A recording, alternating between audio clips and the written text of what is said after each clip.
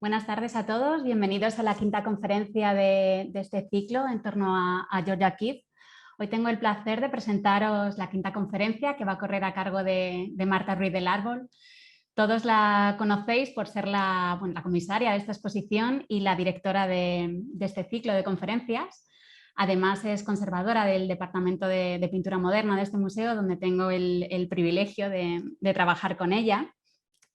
Una compañera nuestra del museo describió hace poco su manera de concebir exposiciones y de estudiar a los artistas como respetuosa e inteligente. Yo además añadiría que pone todo lo que hace originalidad y cercanía. Y el resultado son exposiciones que dejan huella y que incluso cambian la vida de aquellos que participan en ellas o que las visitan. Así que, sin más, quería darle las gracias a Marta por este proyecto fascinante e inspirador que nos ha sumergido a todos en el universo de O'Keeffe. Vamos a escuchar ahora su conferencia que se titula Wanderlust y creatividad en O'Keeffe, y como en otras ocasiones les recordamos que pueden elegir la pista de sonido en la pestaña de interpretación, ya sea español o inglés, y en la pestaña, y que pueden enviar preguntas a través del chat y se responderán como siempre al final de la conferencia. Así que adelante, Marta, con muchas ganas de escucharte. Muchas gracias, Clara. Para empezar, una cita que dijo su amiga Anita Politzer en los años 50. Cada vez que Georgia O'Keeffe llegaba a casa, pensaba que se quedaría, pero siempre le ha interesado lo que hay al otro lado de la colina. Muchas gracias a todos por estar ahí, por seguirnos fielmente cada miércoles a las 5:30. Y de lo que os voy a hablar, en esencia, es de la tesis que hay detrás de la exposición de Madrid, de cómo O'Keeffe fue durante toda su vida una incansable exploradora de territorios y cómo esa sed de ver sitios nuevos es, en mi opinión, parte indispensable de su proceso creativo.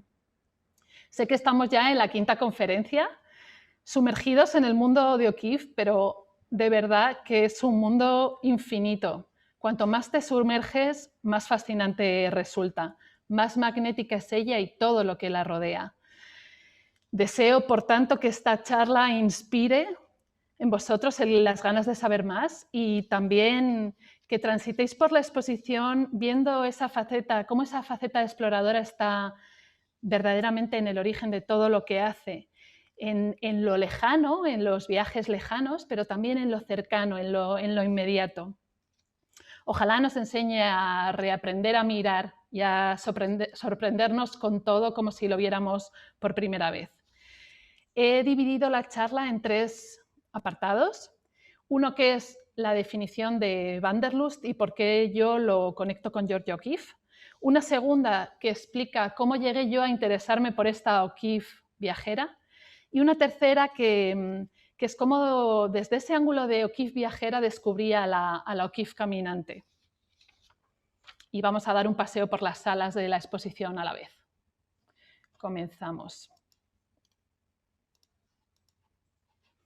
con esta Wanderlust y Georgia O'Keeffe. La tenemos aquí subida a una moto, dispuesta a empezar un viaje, y nosotros vamos a empezar con ella nuestro viaje particular, que es este de hoy, con esta charla.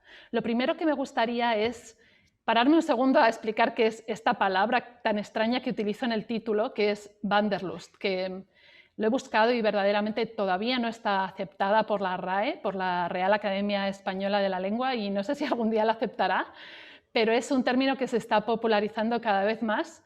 Es de origen alemán. Ven cómo entre corchetes explico, es una palabra compuesta, como casi todas en alemán, que tiene 2 palabras, una que es wandern, que es caminar, y otra que es Lust, que es pasión. Y esa es la primera acepción de la palabra. El deseo, el placer por caminar, que se refería en sus orígenes al senderismo, básicamente, al caminar por la naturaleza. Y una segunda acepción, que es una evolución del término, que es ese deseo de viajar lejos y a muchos lugares diferentes.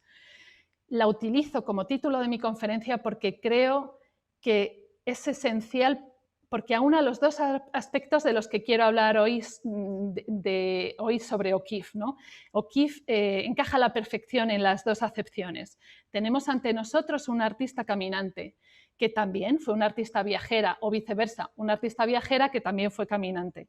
Para ella son las dos caras de la misma moneda.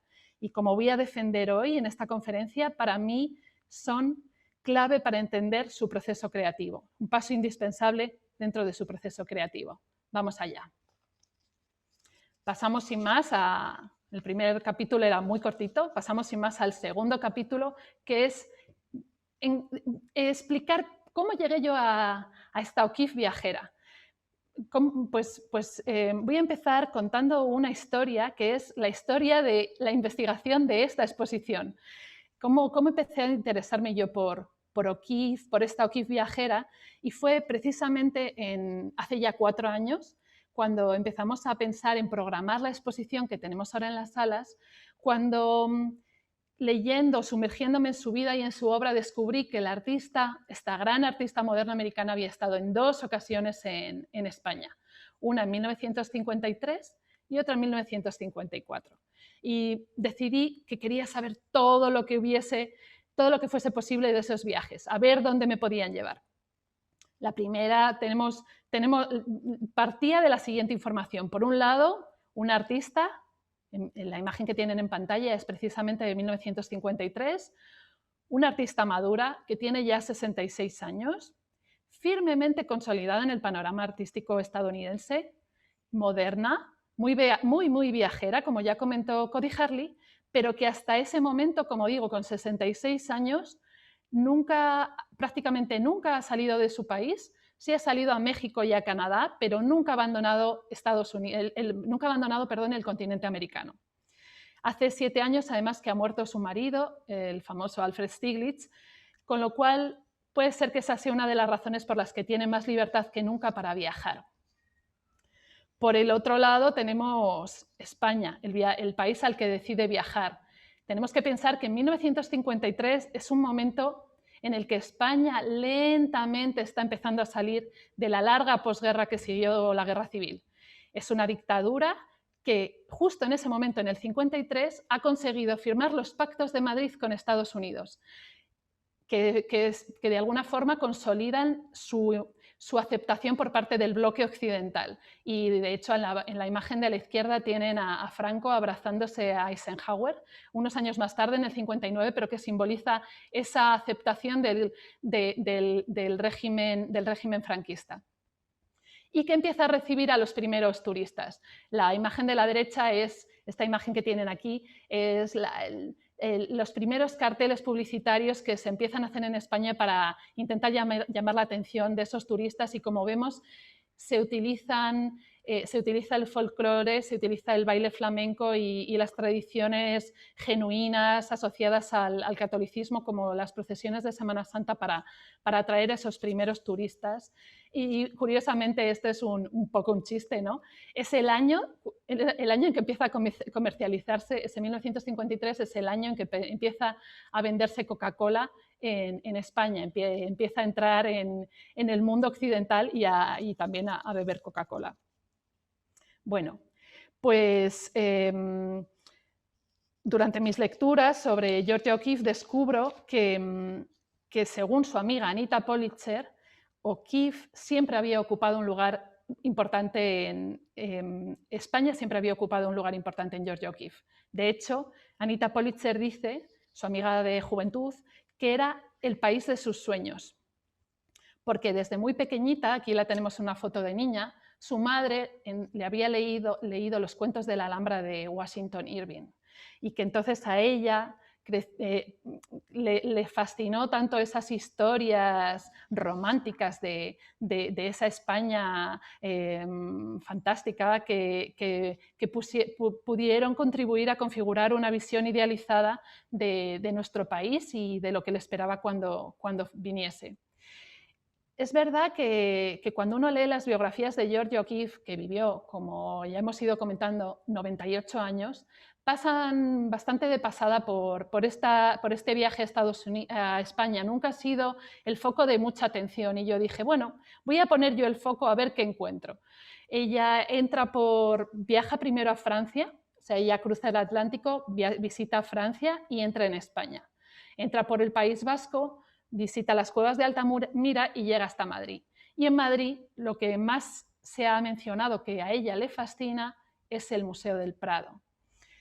Es verdad que todos los artistas que pasan por Madrid, que pasaban y que siguen pasando por Madrid, se sienten fascinados por el Museo del Prado, no es nada nuevo, pero sí que es algo nuevo en O'Keeffe, porque O'Keeffe es una artista que generalmente ella afirmaba en muchas ocasiones que no sentía verdadero placer por la pintura y en especial por los artistas occidentales. Y sin embargo visita las salas del Prado y allí todo llama muchísimo la atención.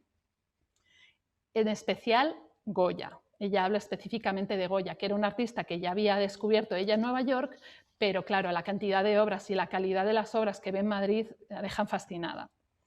Con esta cuestión en la cabeza, llegué a Santa Fe en la primavera de 2018 con la idea, bueno, íbamos básicamente a proponerles al Museo de Santa Fe que esta idea de una exposición O'Keeffe, pero yo quería ya hurgar en los archivos y ver qué podía encontrar de su paso por España.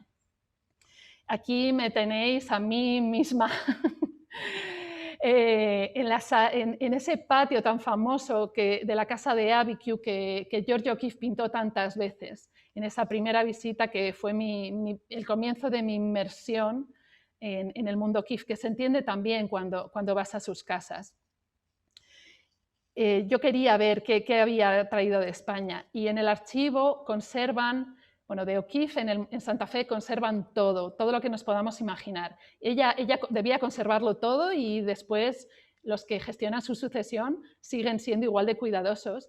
Y yo pude ver la caja de España que tenía y confirmar que tenía pues, mapas, un itinerario que nos habla de que además de, esto se me olvidó decirlo y es importante, ella viaja en 1953, pero es que pocos meses después de volver a España decide viajar otra vez en el 54. O sea, 2 visitas seguidas a un artista que nunca había salido anteriormente del continente americano. ¿Por qué? ¿Qué es lo que le había gustado tanto?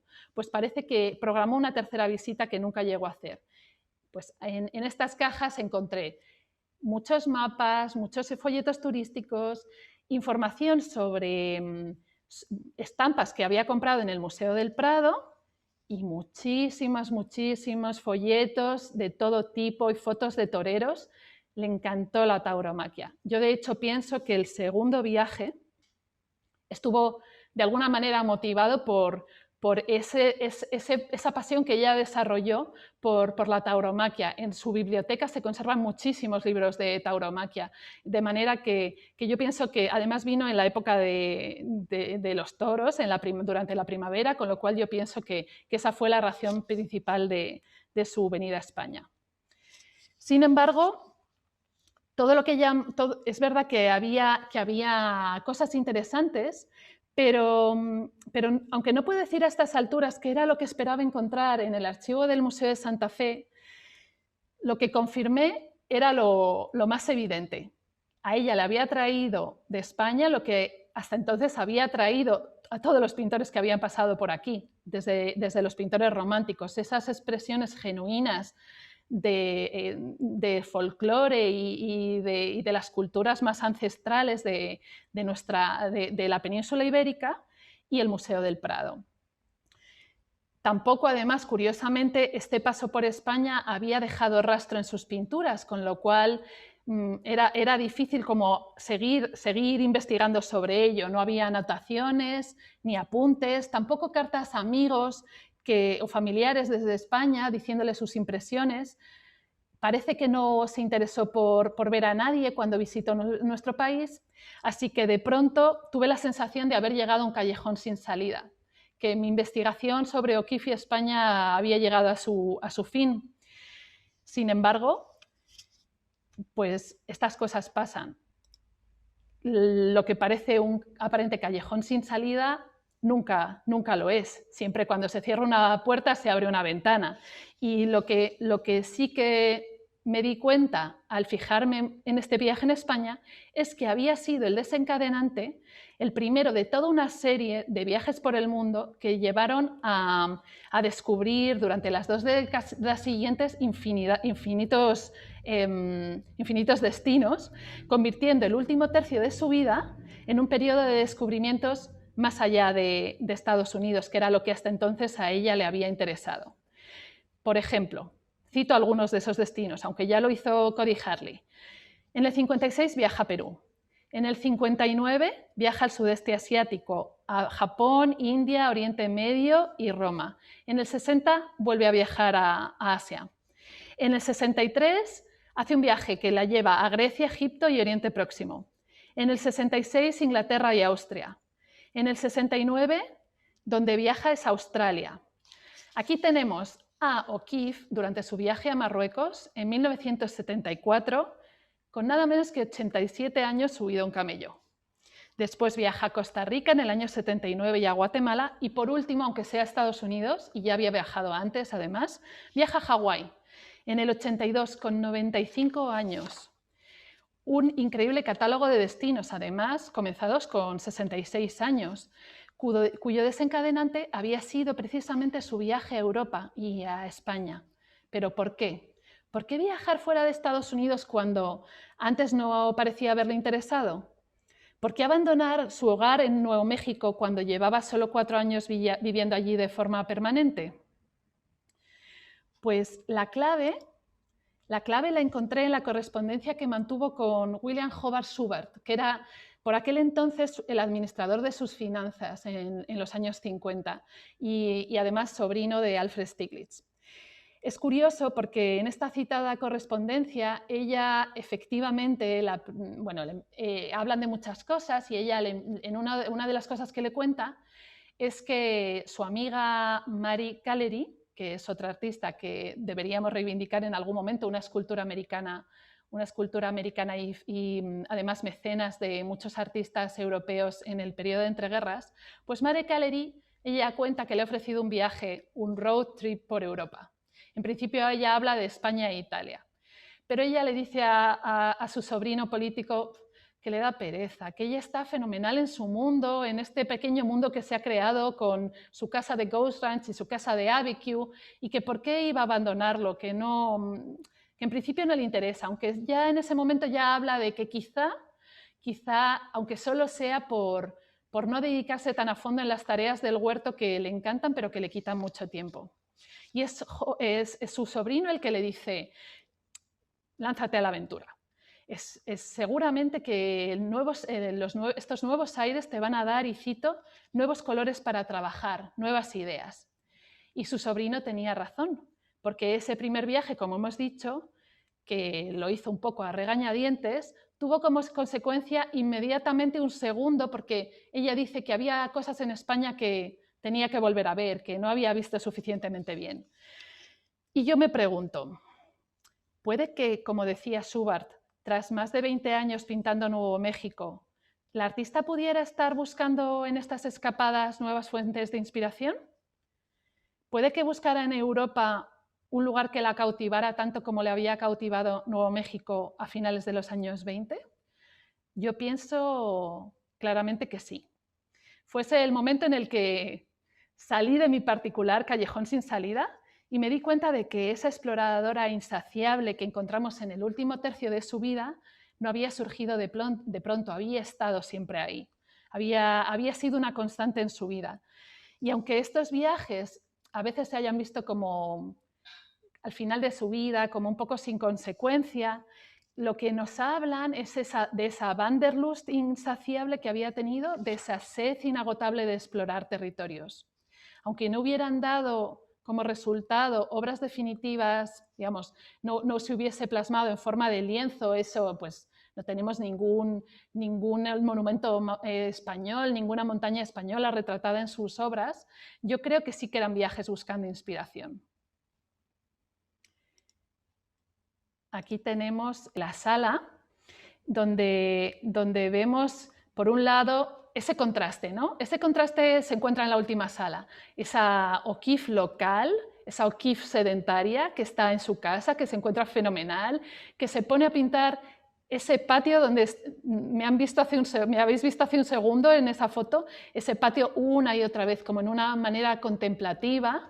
Y por el otro lado, en el otro lado de la sala, tenemos a esa O'Keeffe viajera, que está ansiosa de ver sitios, de descubrir lugares, y que curiosamente lo que hace al final de su vida no es retratar nada, apenas retrata nada concreto. Pinta el monte Fuji, pinta un volcán de Perú, pero lo que le interesa a ella, lo que más plasma sobre el lienzo, es el hecho mismo de viajar. Es la visión que ella tiene desde el avión, cuando el avión se despega, y ella es capaz de mirar por la ventana. De pronto lo que descubre son esos surcos de ríos que tienen a la derecha de la pantalla y esas vistas desde por encima de las nubes del horizonte. Está representando el viaje en sí al final de su vida, ¿no? Y entonces desde ahí yo me puse a mirar hacia atrás. Me miré hacia atrás y observé que esa O'Keeffe viajera había estado ya en sus inicios, pero que desde sus inicios además esa actividad viajera se había compatibilizado con lo que pone aquí, ¿no? Una O'Keeffe caminante. Hemos comenzado por el final, por el último tercio de su vida. Pues ahora volvemos a los inicios. Ya contó el otro día Cody Harley cómo desde muy pronto la vida de Georgia O'Keeffe estuvo jalonada por cambios de residencia. Ella nace en Wisconsin, en una granja del medio oeste americano, y siendo en 1887. Y en 1903 se muda con su familia, van viendo las estrellas de 5 puntas que van apareciendo en el mapa, se muda a Virginia. Está a más de 1.600 kilómetros de distancia con su familia, ella es una adolescente. Y en un cambio total de sociedad y cultural, de clima también. Cuando empieza a estudiar 2 años después, pasa temporadas en Chicago y temporadas en Nueva York. Aparecen otras 2 nuevas estrellas. Y luego, cuando empieza a trabajar como profesora de arte, la vamos a ver en Texas y en Carolina del Sur.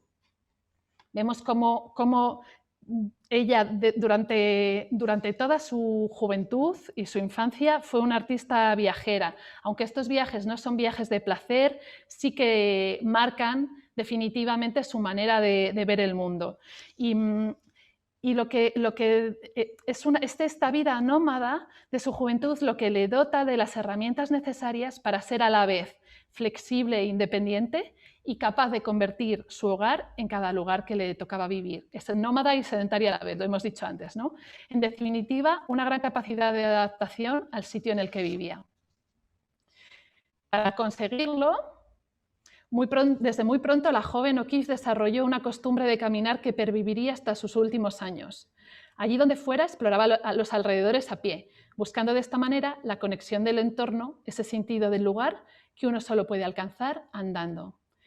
Aquí tienen una frase que es con la que he comenzado la conferencia, que, como he dicho antes, escribió Anita Politzer en relación a sus viajes de los años 50. Dice así: cada vez que Georgia O'Keeffe llegaba a casa, pensaba que se quedaría, pero siempre le ha interesado lo que hay al otro lado de la colina.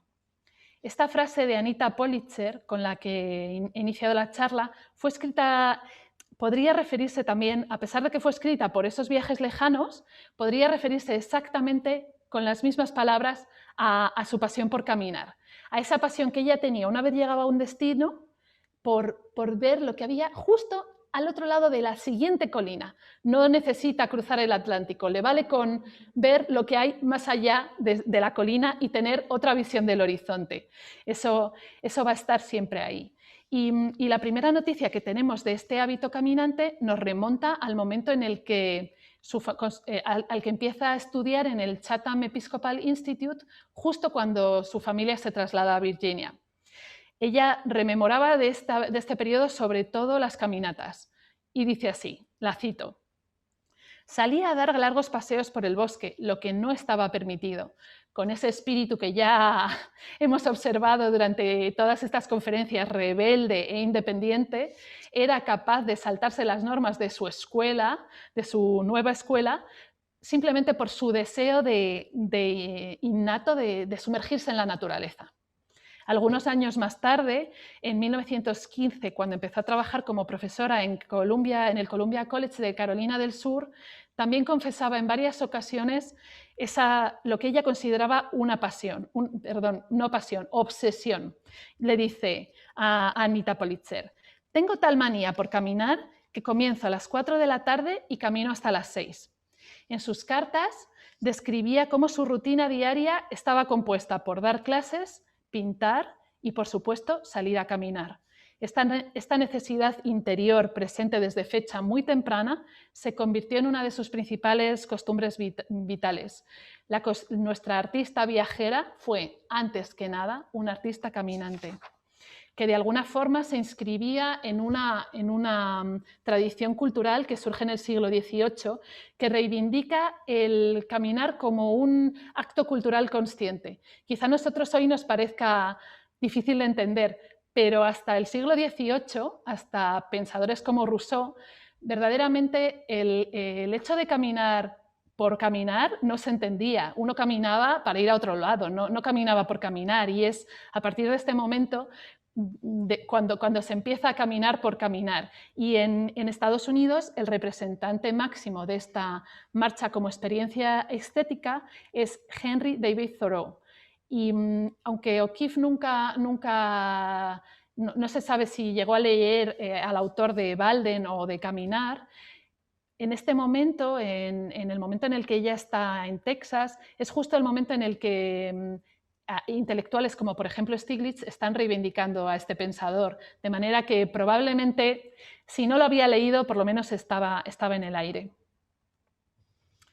En sus deliciosas cartas, que les recomiendo vivamente, por desgracia no están traducidas, pero espero que alguien, después de esta exposición, tenga interés por traducirlas. En esas cartas dejó constancia en numerosas ocasiones de las fuertes emociones que le provocaban los paisajes que veía durante sus excursiones. También, como en muchas ocasiones, esas experiencias desataban en ella el deseo de plasmar lo que había percibido y sentido sobre el papel.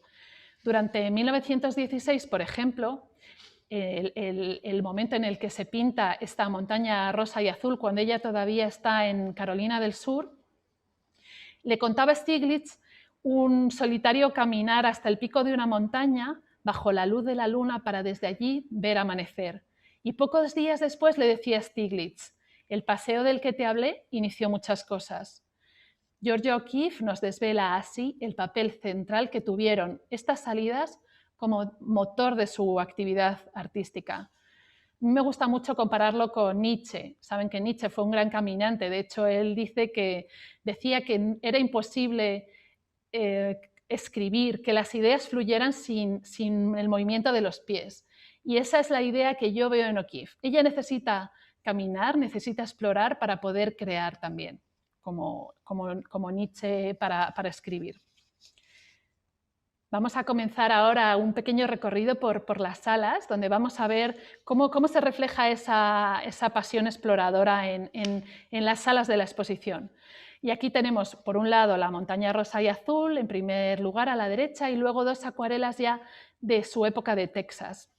Pues es donde va a continuación. En agosto de 1916 se traslada a Texas para seguir trabajando, se incorpora a otra escuela de arte, y es un trabajo de jornada completa, por lo que los paseos debían ser al amanecer o al anochecer. Luego generalmente pintaba por la noche y pinta acuarelas, puesto que no tiene tiempo para pintar, tiempo material. Las obras, los cielos infinitos de Texas empiezan a aparecer en estas obras, y luego cuando llega a Nueva York, a partir del 18, vemos estas otras obras. Estas dos, la que tienen más a la izquierda y la que tienen aquí en la última de la pared de la derecha, son del 18. La otra es una obra que pertenece a la colección Thyssen-Bornemisza, que es del 54, pero que también está igualmente hecha inspirada en esos cielos infinitos de Texas.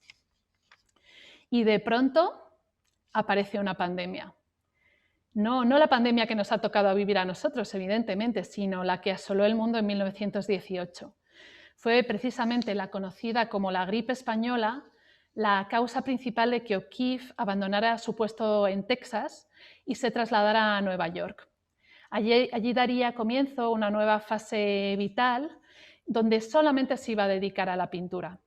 Y a pesar de que ella es una pintora básicamente de la naturaleza, durante sus años en Manhattan decide plasmar la ciudad en sus obras. Tuvieron que pasar 7 años para que los rascacielos aparecieran en sus obras, pero finalmente aparecen a partir de 1925. Ella dice que hubo algo que desató como esas ganas de plasmar Nueva York. Dice, vuelvo a citarla, nunca había vivido tan alto, vivía en el Shelton, en este rascacielos que tenemos aquí. Lo estoy señalando, es el de la derecha, este que está comiendo, el sol se lo está comiendo. Nunca había vivido tan alto y estaba tan ilusionada que empecé a decir que iba a intentar pintar Nueva York. Y, sin embargo, lo que vemos cuando ella quiere pintar Nueva York es que vuelve a bajar a la calle. Nos la volvemos a imaginar caminando y siguiendo su rutina diaria, explorar la Gran Manzana como antes había hecho en Texas o en Carolina del Sur o en Virginia cuando era una estudiante. Pero andar por una urbe es diferente. El paseante se encuentra con numerosos obstáculos que provocan que el ritmo sea discontinuo.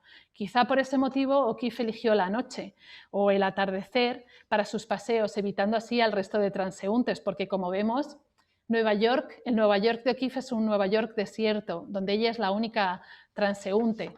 Y curiosamente, a mí me sorprende mucho que normalmente cuando se pinta la ciudad por la noche, aparece un lado sórdido, eso que es todos los fantasmas que se despiertan por la noche en las ciudades, y en los cuadros de O'Keeffe no hay nada de eso. Ella no muestra ningún tipo de miedo a pasear sola por esta ciudad, incluso además siendo una mujer.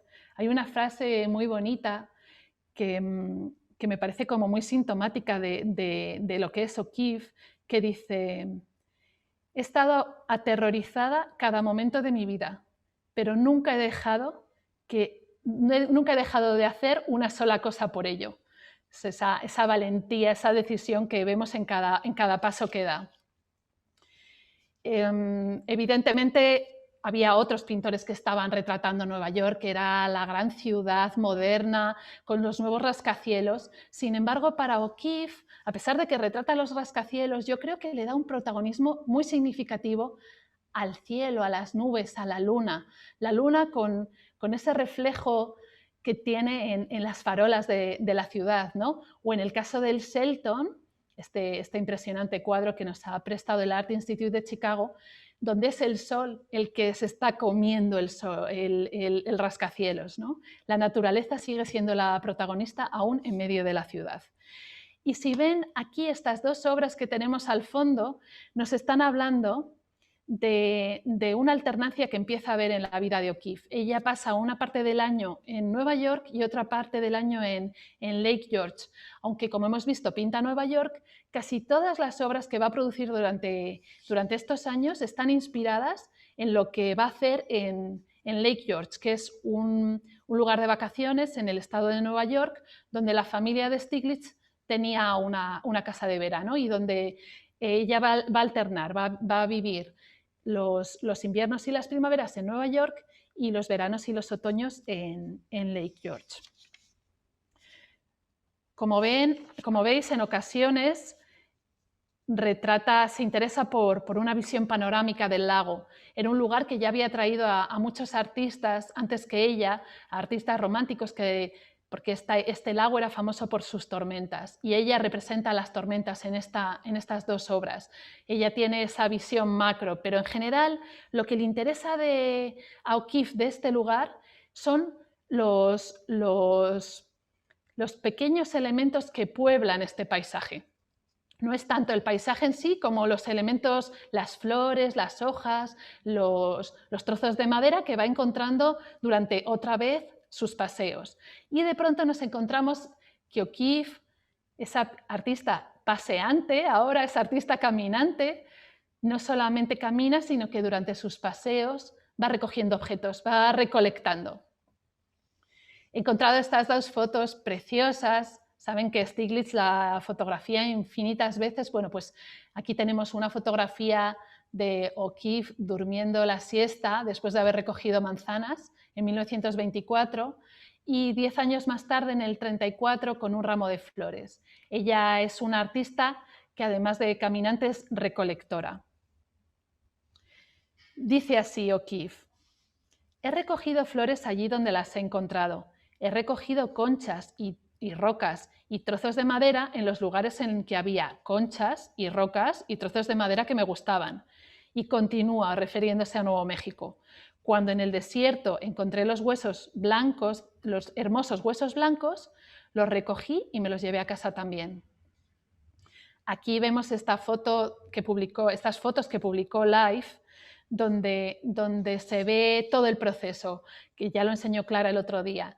Primero tenemos a O'Keeffe recolectando, vestida de vaquera, y luego ya en Nuevo México, y luego ya en su estudio, en su glamuroso apartamento de rascacielos, pintando los huesos y luego utilizándolos de decoración. Estos elementos van a continuar siendo la decoración de todas sus casas. Aquí la tenemos ya de muy mayor en Abiquiu, vemos el alféizar completamente decorado con cantos rodados, y algunos de esos cantos rodados los tenemos en la exposición, en la última sala. Pero es que efectivamente esa artista recolectora que metía los objetos los metía en su taller para pintarlos, y luego esos objetos pasaban a formar parte de su decoración. Y de nuevo Anita Politzer describe este taller de Abiquiu y dice así: por lo general no hay cuadros en las paredes, excepto los que están en proceso, sin adornos, pero en el amplio alféizar de la ventana hay brillantes plumas de aves, trozos de corteza, rocas y hojas que ha recogido en sus paseos o que sus amigos le envían de vez en cuando por su color y textura. Estos objetos le atraen aún como si fuera una niña. Siempre ha amado esas cosas. Esa importancia de la ventana, vemos como ella vive en una casa de adobe, pero la ha hecho gigante. Tenemos que pensar que las estructuras de adobe normalmente tienen más bien ventanas pequeñitas. Ella, en la reforma que hace, crea una gran ventana que hace que parezca que en realidad está casi pintando fuera, está pintando fuera del estudio. Y además, en el lugar de transición, en el alféizar, coloca los objetos que ha recolectado en el paisaje. De alguna manera es meter el paisaje dentro, seguir pintando en el paisaje. Y esta importancia de la ventana, mientras estaba escribiendo el ensayo para el catálogo, me hice este esquema donde vemos como, por un lado, tenemos a la izquierda los paseos, los viajes, esa faceta nómada de O'Keeffe en la que recolecta objetos, y en el otro lado el taller, dentro a esta artista sedentaria, y cómo entre medias está la ventana. Juega un papel fundamental, esa ventana con todos esos objetos en el alféizar.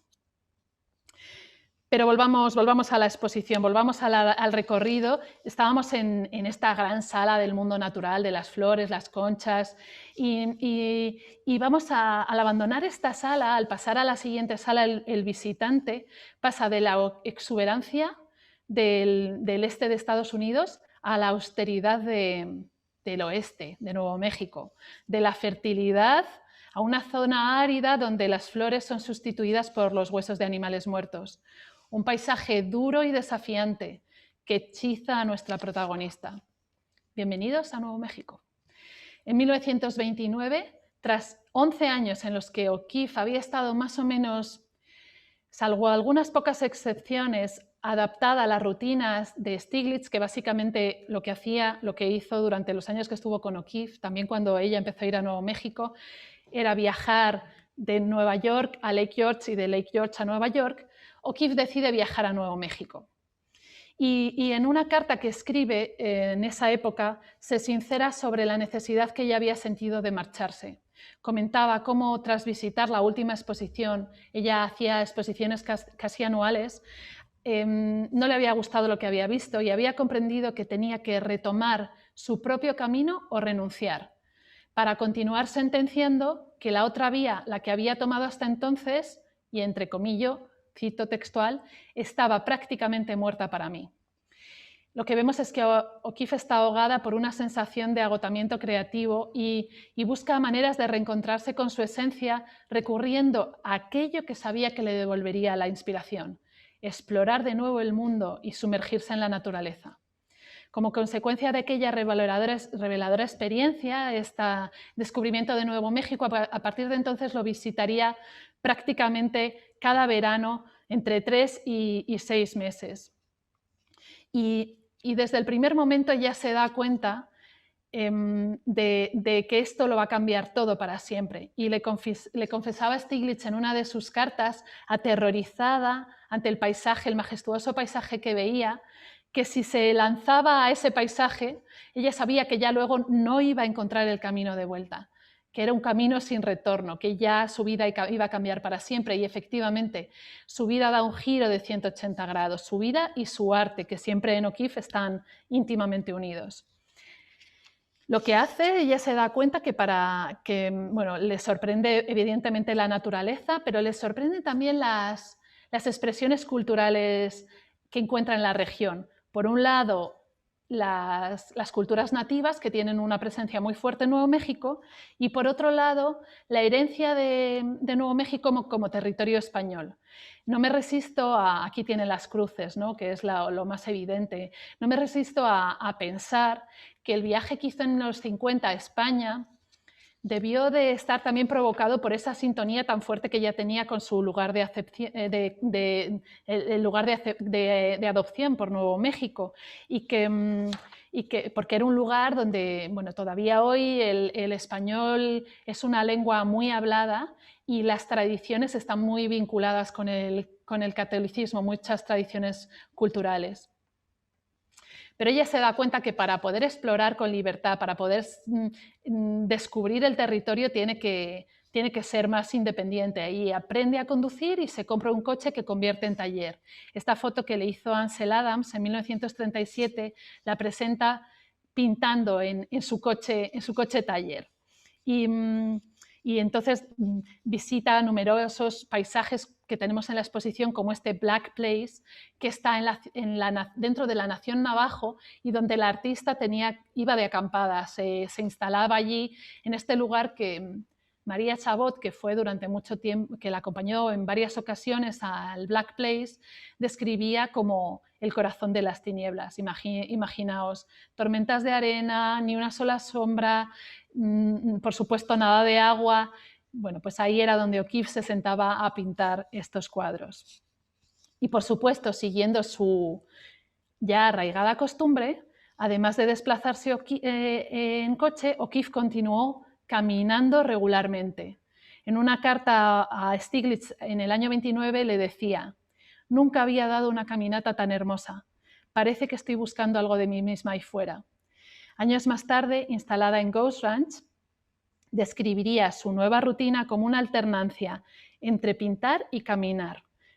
Otra vez vemos esa Wanderlust, desde descubro un lugar nuevo y después me apropio de él caminando.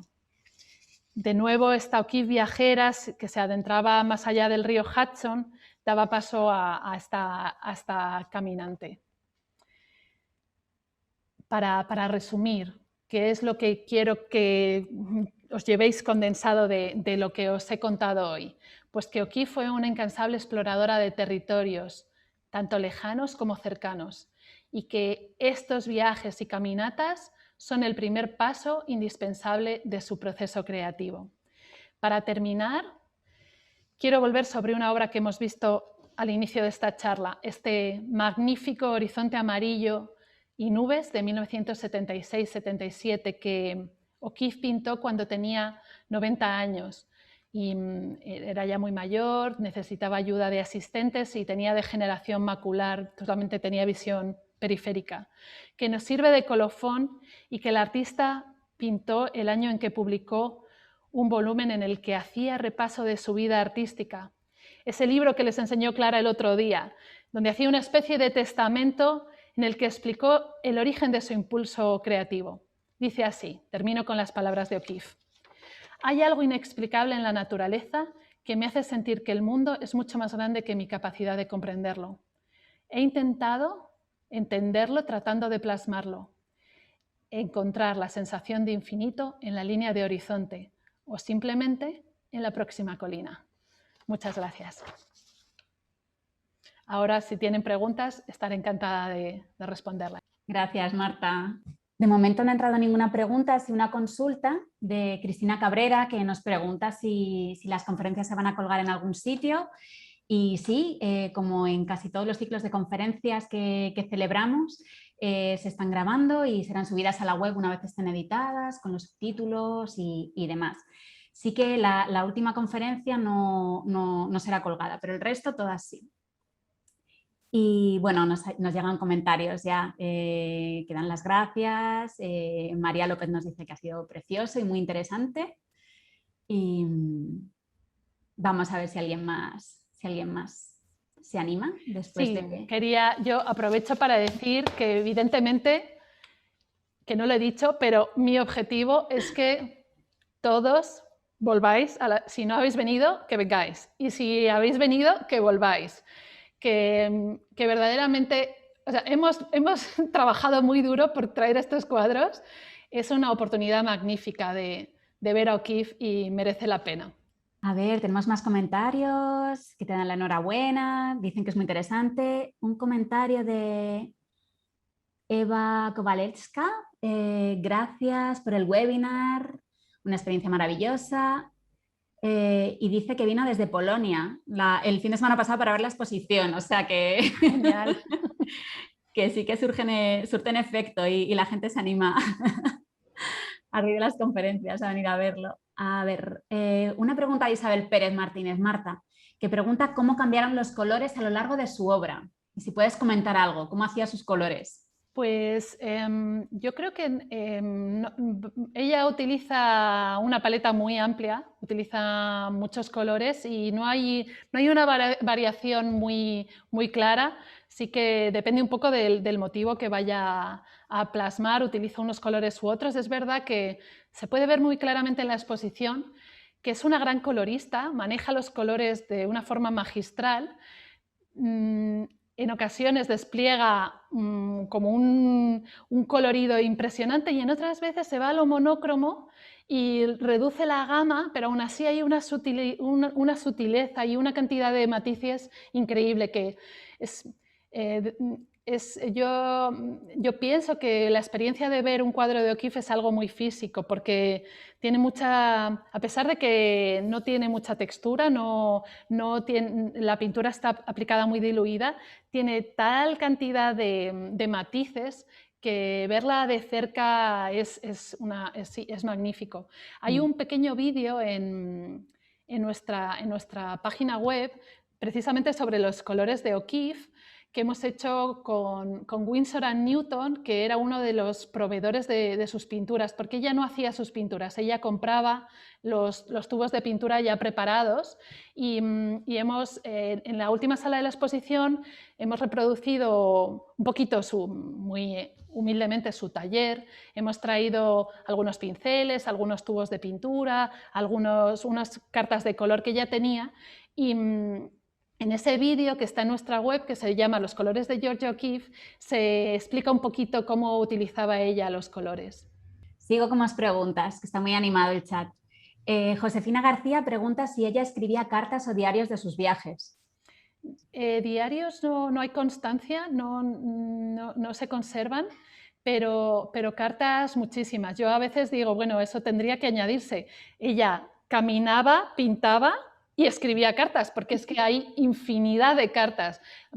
Es apabullante la cantidad de cartas que hay de O'Keeffe, y aunque ella dijera que ella se expresaba en pintura porque se le daba mejor que que la palabra hablada, la verdad es que es muy expresiva hablando. Es capaz de transmitir muchas emociones cuando escribe. Más preguntas, bueno, más que una pregunta, un comentario. Juan Carlos Pacheco te felicita, dice que ha sido maravillosa la conferencia y dice que le resulta inevitable pensar en los cuadros de Friedrich y los paisajes sublimes de Friedrich. Sí. Esa conexión se ha hecho muchas veces, se establece, Rosenblum se llama, ¿verdad? Clara, Sí. hay el romanticismo nórdico y que llega es como esa herencia del romanticismo nórdico de Friedrich, que tiene Friedrich como una de sus figuras centrales, cómo se extiende hasta la modernidad y incluye a Georgia O'Keeffe, sí, claramente. María López nos pregunta el nombre de la escultora, que se llama Mary, o sea, Mary Callery, escrito con Y al final. Es muy curioso porque de pronto empiezas a bucear y te vas encontrando mujeres fascinantes. Ella en concreto fue una escultora modernista y además fue amiga de Picasso, de Leye. En el periodo de entreguerras hizo una colección magnífica de arte cubista. Más comentarios. Bueno, maravillosa la conferencia, muchísimos comentarios sobre lo maravillosa que ha sido. Pregunta Denise Haradem si O'Keeffe hacía cuadernos de apuntes y bocetos. Sí. Y si conservó cuadernos de apuntes y bocetos de esos paseos y de esos viajes. Sí, hay muchos cuadernos de apuntes y bocetos. Tenemos uno en la expo. Sí, hay uno en la exposición. En la sala de Nueva York hay un cuadernito que tiene dibujado la cúpula del edificio Chrysler. Y bueno, tú tuviste más cuando estuviste allí, creo, ¿no? En el museo. Sí, hay muchos. Sí, hay muchos y cuenta Cody Harley que es como que no era muy sistemática, como que parece que cogía el primero que pillaba y hay como están mezclados en los cuadernos distintas épocas y no es muy fácil como de seguir una trayectoria en sus cuadernos, pero hay muchos cuadernos y como digo, en el museo Georgia O'Keeffe lo tienen todo. Ana Isabel Calvo pregunta si puede repetir la frase del colofón, que le ha encantado. Sí, a ver, voy allá. Hay algo inexplicable en la naturaleza que me hace sentir que el mundo es mucho más grande que mi capacidad de comprenderlo. He intentado entenderlo tratando de plasmarlo. Encontrar la sensación de infinito en la línea de horizonte o simplemente en la próxima colina.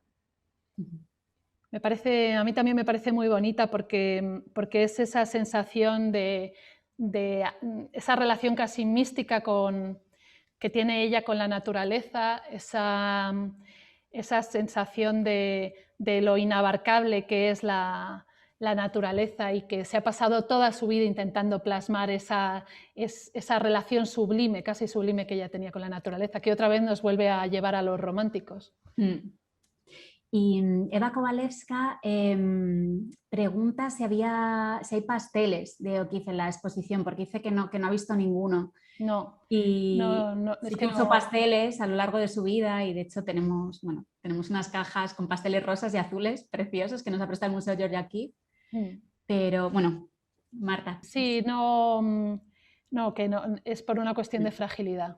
Los pasteles es muy difícil conseguir que viajen por su fragilidad, porque como el soporte suele ser papel o cartón y no está fijado el pastel, es muy, muy, muy frágil.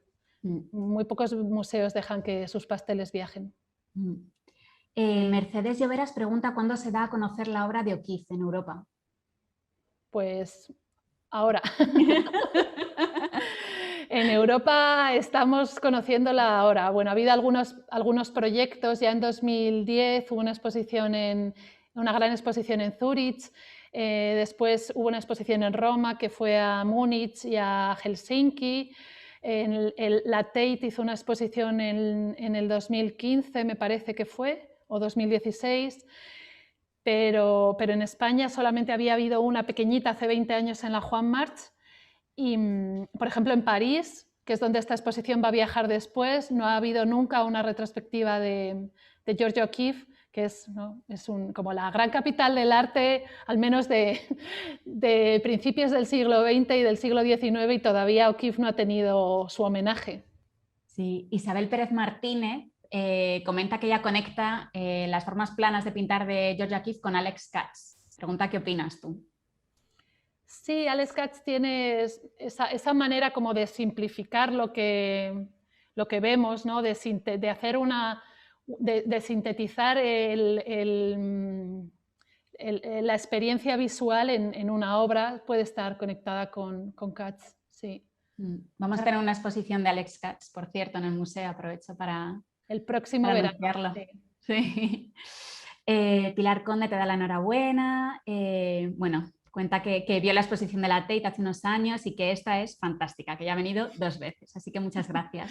Genial, gracias. Y aprovecha para preguntar por qué viajó a Nuevo México por sus viajes a España. No, viajó a como he hecho un salto en el tiempo, quizá ha sido un poco confuso. Ella viaja en el 29 a Nuevo México y luego viaja en el 53 a España. O sea, ella primero, yo creo que viaja a Nuevo México, era un lugar bastante atrayente para los artistas estadounidenses, porque es un momento en el que tanto O'Keeffe como otros están buscando como algo genuino que distinga al arte americano del arte europeo.